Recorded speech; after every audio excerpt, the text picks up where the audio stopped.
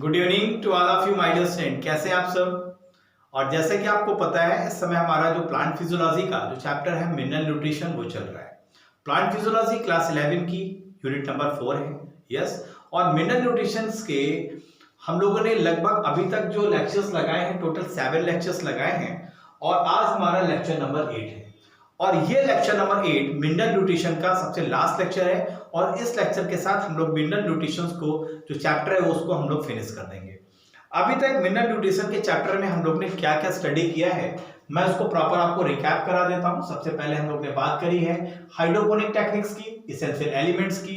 किसी एलिमेंट्स को इसेंशियल की कैटेगरी में रखना है तो क्या उसको क्राइटेरिया फॉलो अप करना होगा। फिर हमने बात करी broad categories of essential elements की। फिर हमने कंप्लीट फंक्शन देखा मैक्रोन्यूट्रिएंट्स का और माइक्रोन्यूट्रिएंट्स का।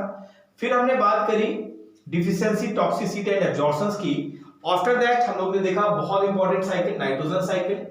यस, और इसके इस लेक्चर के जस्ट पहले जो हमारा 7 नंबर का लेक्चर था उसमें हमने बात करी नोड्यूल फॉर्मेशन की।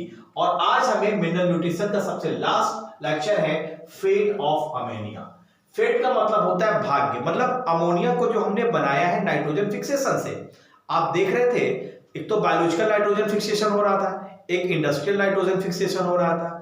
यस, और एक इलेक्ट्रिकल नाइट्रोजन फिक्सेशन हो रहा था। मतलब नाइट्रोजन फिक्सेशन का मतलब था कि जो एटमॉस्फेयर में उपस्थित नाइट्रोजन थी हम उसको फाइनली सॉइल पूल में लाए थे, अमोनिया के फॉर्म में हमने कन्वर्ट कर लिया था। और अमोनिया कैसे बन रहा था, अमोनिफिकेशन से बन रहा था। हमने डिकेइंग बायोमास से अमोनिया बनाया था सॉइल पूल में। तो ये जो अमोनिया बना है इस अमोनिया का होगा क्या, उन सारी चीजों को आज के लेक्चर में हम लोग क्लियर करेंगे।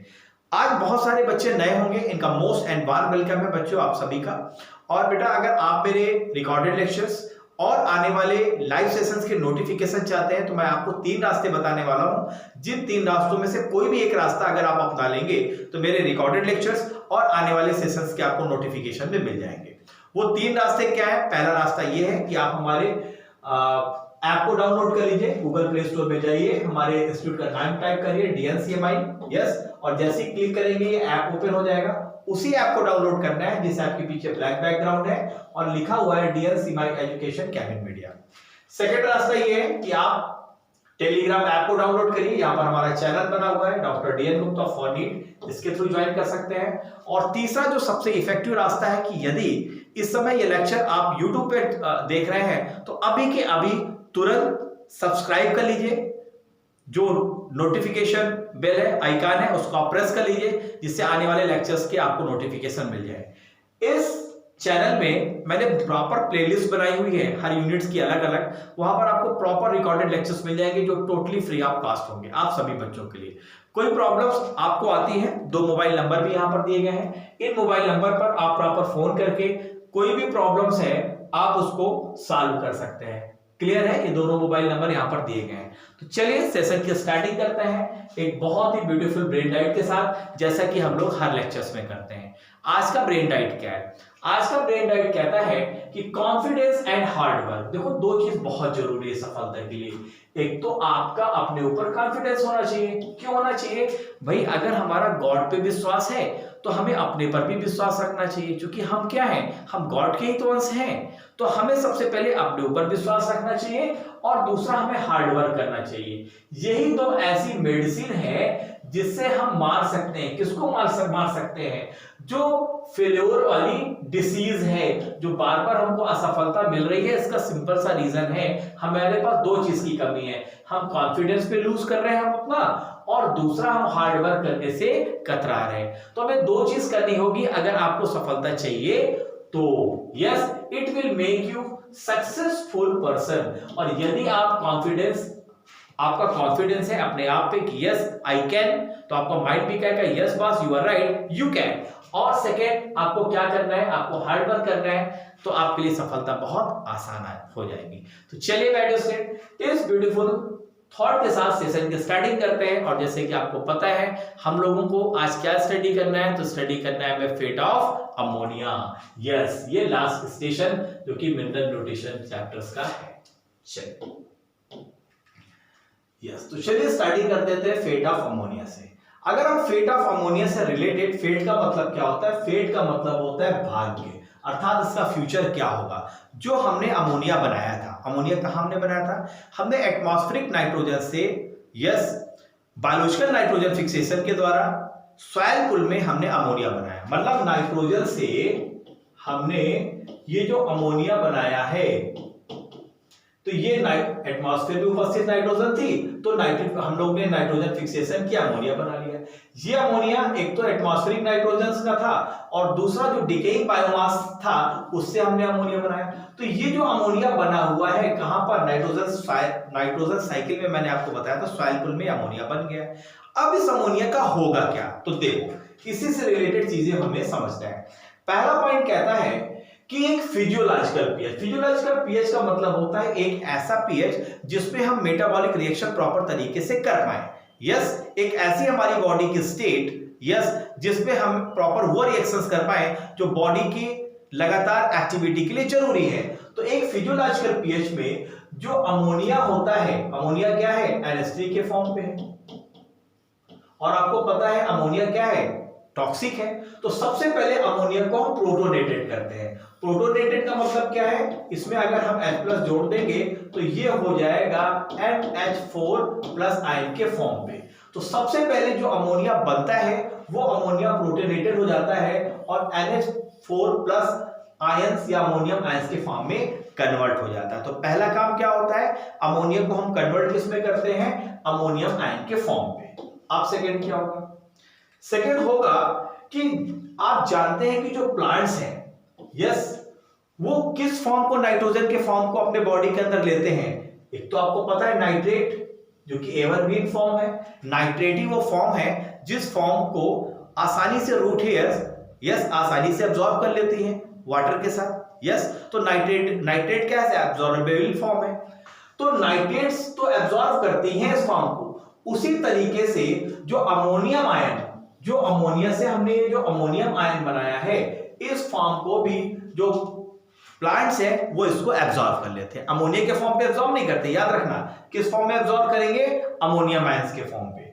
अगर हमने अमोनिया के फॉर्म में, सॉरी मैंने गलती बोला, अमोनिया को सबसे पहले वो अमोनियम आयन में कन्वर्ट करेंगे। पहले अमोनिया प्रोटोनेटेड होगा, अमोनियम आयन में कन्वर्ट होगा, तभी उसका यूज होगा। ठीक है, तो अब क्या होगा? तो प्लांट जो है जिस तरीके से नाइट्रेट को एसिमिलेट करते हैं, अपने अंदर लेते हैं प्लांट बॉडी के अंदर, ठीक वैसे ही अमोनियम आयन को भी एसिमिलेट कर सकते हैं। यस, तो अमोनियम है, the latter is quite toxic to plant and hence cannot accumulate in them. अब क्या है? आपको चूंकि पता है जो अमोनिया है वो टॉक्सिक है, तो अगर हमने अमोनिया को अमोनियम आयन में कन्वर्ट कर लिया तो अब प्लांट बॉडी के लिए कोई दिक्कत आने वाली नहीं है। तो देखो अब आगे क्या होगा। Let us now see how the ammonium ion is used to synthesize amino acid। क्योंकि ये जो नाइट्रोजन का फॉर्म हमने लिया है अमोनियम आयन के फॉर्म पे, ये नाइट्रोजन किस में कन्वर्ट होगा? अमाइनो एसिड्स में, और फिर यही अमाइनो एसिड्स, कई अमाइनो एसिड्स मिलके क्या बनाएंगे? प्रोटीन बनाएंगे।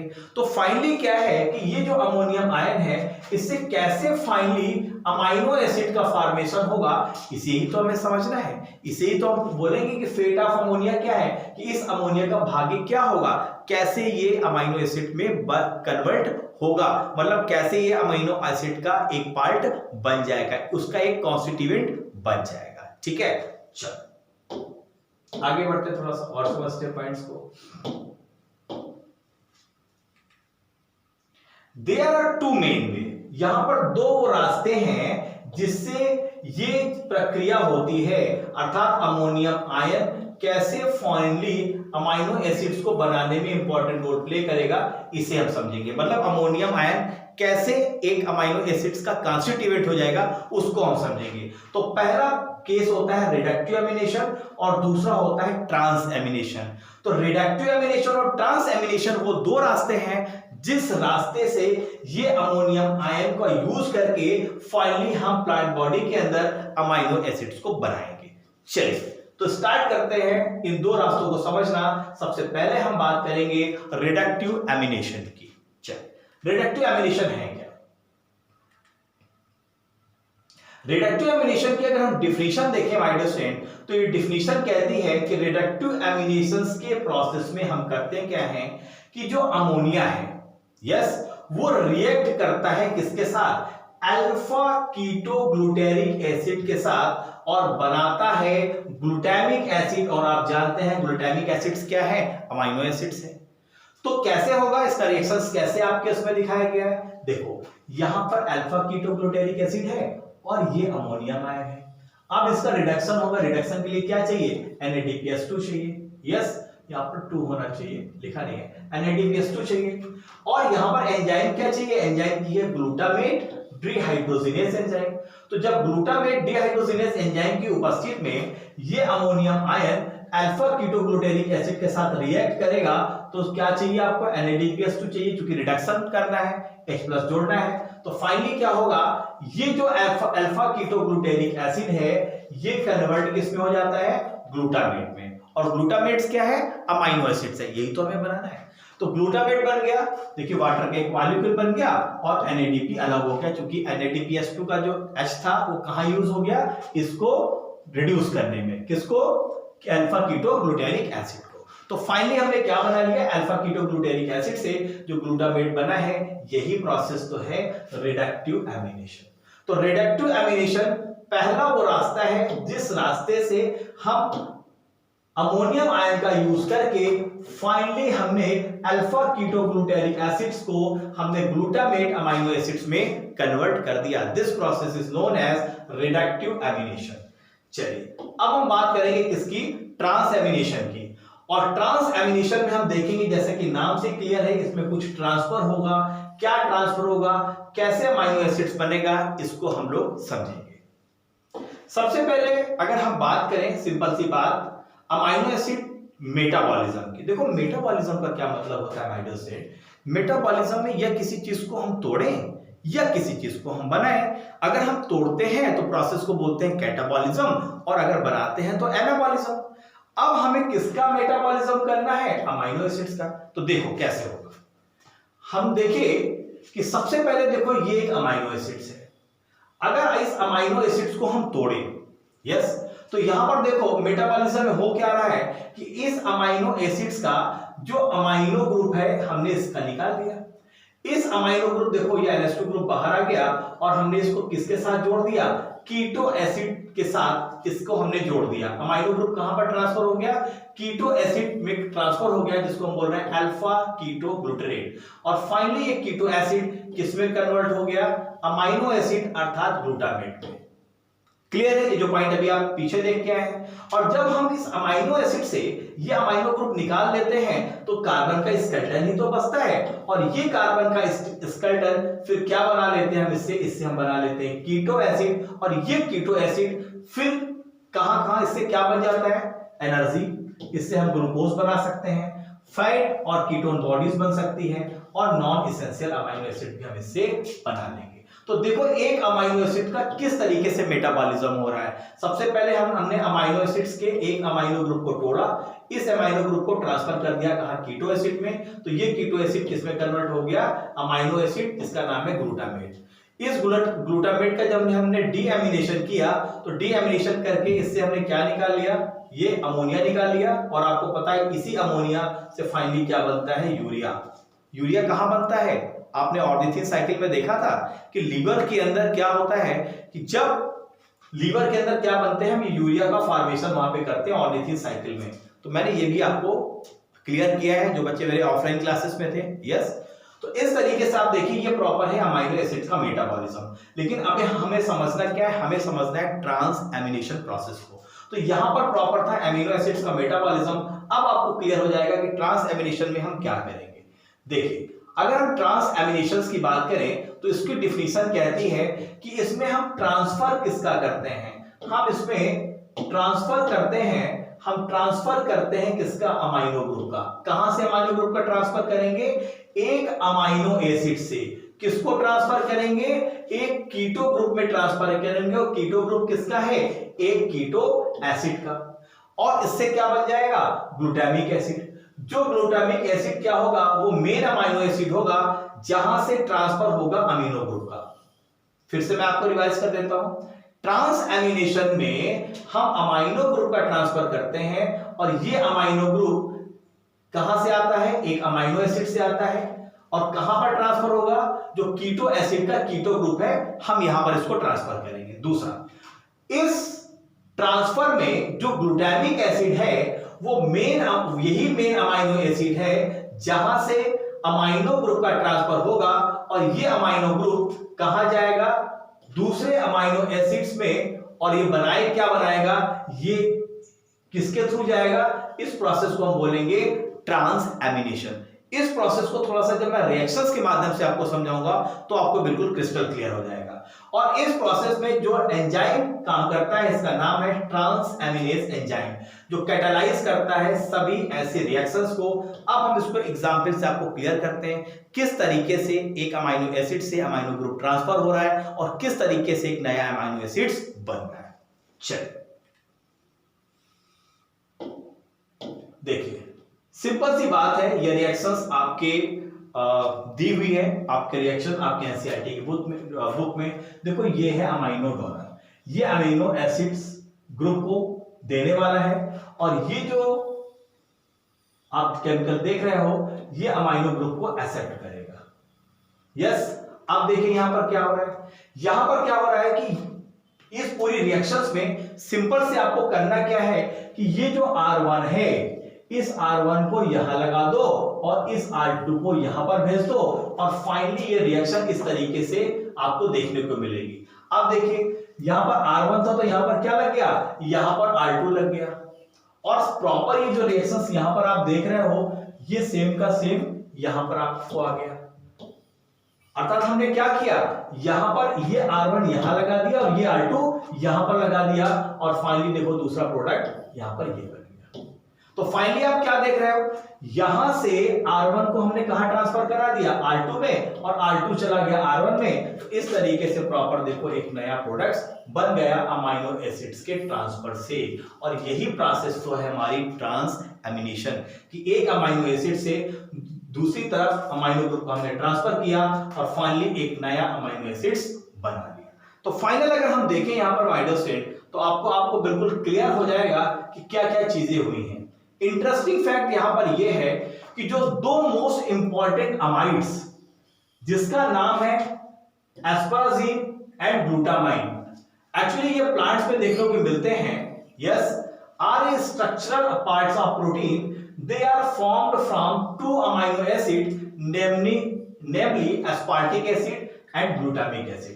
तो aspartic acid से बनता क्या है हमारा, aspartic acid से बनता है एस्पाराजीन और ग्लूटामिक एसिड से बनता है ग्लूटामीन। और ये दोनों के दोनों क्या हैं, ये दोनों के दोनों एमाइड्स हैं।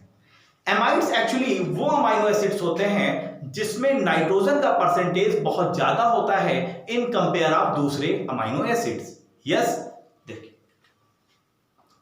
द हाइड्रोक्सिल पार्ट जो होता है एसिड्स का उसको हम रिप्लेस करा देते हैं किससे, दूसरे अमाइनो ग्रुप से। अब एक से ज्यादा दूसरा अमाइनो ग्रुप आ गया तो नाइट्रोजन का परसेंटेज बढ़ गया तो हमने उसको क्या बोल दिया, अमाइड्स। क्लियर है। नेक्स्ट पॉइंट, क्योंकि अमाइड्स कंटेन करते हैं more nitrogen than the amino acid, they are transported to other part of the plant via xylem vessels.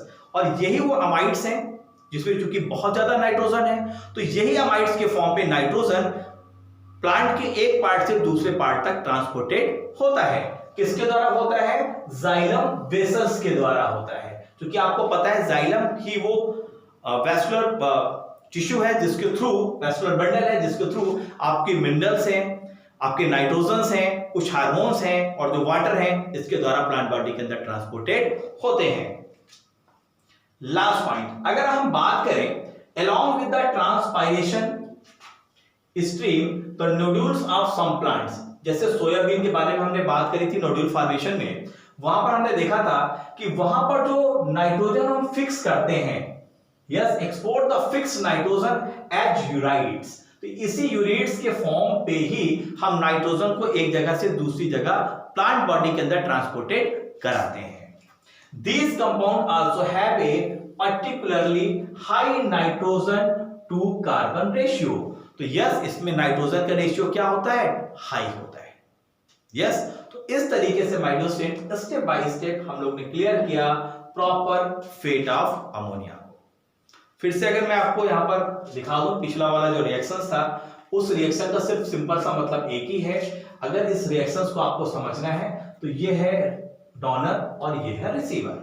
यहां पर इसका जो R1 है और ये इसका जो R2, चूंकि आप जानते हैं दो अमाइनो एसिड इस बात पे डिपेंड करते हैं कि उसमें कौन सा ग्रुप लगा हुआ है। R1 R2 के आधार पर ही जो एल्किल ग्रुप है इसके आधार पर ही अमाइनो एसिड्स अलग अलग होते हैं। तो इसका R1 यहां आ जाएगा और इसका R2 यहां आ जाएगा, जो मैंने इस रिएक्शन में दिखाया है, और फाइनली इससे एक नया अमाइनो एसिड्स बन जाएगा।